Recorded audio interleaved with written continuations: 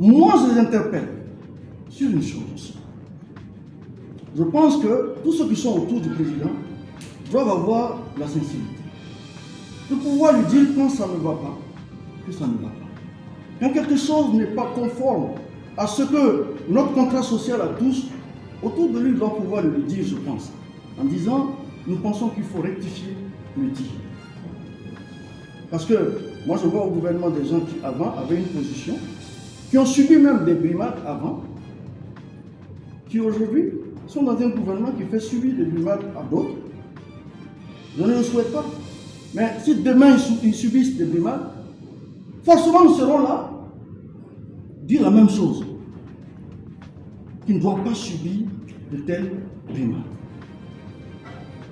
Et j'espère, moi, que tout le monde nous aura compris sur ces questions. C'est-à-dire, quand nous disons ça, il ne faut pas qu'on croie qu'on veut le pouvoir. Moi, à titre personnel, je ne veux pas le pouvoir. Je ne veux ni être ministre, ni être député, ni être conseiller municipal. Ça ne m'intéresse pas. Je pense que dans le cadre de ce que nous faisons aujourd'hui ici, personne ne peut en douter. Ce n'est pas parce que nous voulons plus.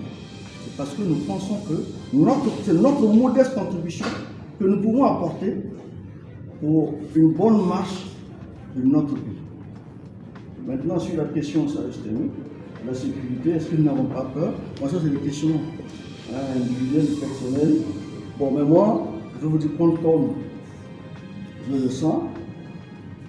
Vous savez, toute la question depuis les années, on me la pose. Est-ce qu'on a peur? C'est pas de la peur elle-même. Forcément.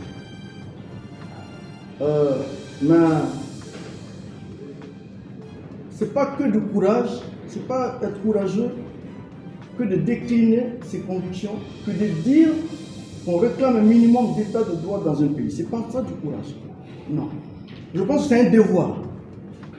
Et dans l'accomplissement de son devoir, il n'est plus question de savoir est-ce qu'on a peur ou on n'a pas peur. Ça n'a aucun sens. Moi, à titre personnel, comme je dis, la seule chose qui me guide, c'est de me rassurer que ce que je le fais selon des convictions, vraiment, sans arrière-pensée comme on aime dire. Pour le reste, vous savez, qu'on ait peur ou pas, j'aime bien le dire, en sortant d'ici, peut-être même qu'un camion peut nous renverser, on ne tient pas vivant, on sera plus vivant. Advienne ce qui doit advenir. Ceux qui pensent que ceux qui ne pensent pas comme eux, ceux qui pensent que ne pas soutenir le régime, ne pas avoir la même position, la même vision politique et idéologique, c'est un crime qui nécessite qu'on vous pende, libre à eux. Alors moi je dis, moi je pense que quand on est au moins avec la première des libertés, c'est la liberté d'expression, de penser et de s'exprimer. Autant que faire se peut, autant que de besoin, moi je m'exprimerai toujours.